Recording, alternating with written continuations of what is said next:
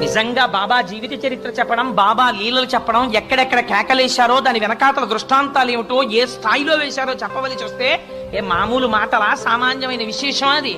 అంతటి మహాపురుషుడైన. అందుచేత మసీదులోనే ఉంటూ ఉండేవారు. అప్పుడప్పుడు చందనోత్సవంలో పాల్గొనేవారు, అప్పుడప్పుడు హిందూ ఉత్సవాల్లో పాల్గొనేవారు. ఇటు శ్రీరామనవమి వేడుకలు అయ్యేవి, అటు ఆ వేడుకలు అయ్యేవి. ఎవరైనా తన దగ్గరికి వస్తే అల్లా మాలిక్ అనేవారు. ఉన్నారు కదా బాబా, మాకేమిట్లోటు అంటే ఆయన అనేవారు అల్లా మాలిక్, అల్లా మాలిక్ అనేవారు. అల్లా మాలిక్ అంటే నీకు నాకు కూడా ప్రభు ఒకడు ఉన్నాడు. ఆయన అల్లా.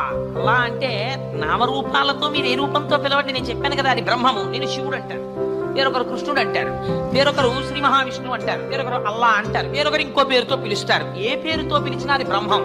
నామరూపాల స్థాయిలో దెబ్బలాడుకోవడం అసహ్యకరమైన విషయం.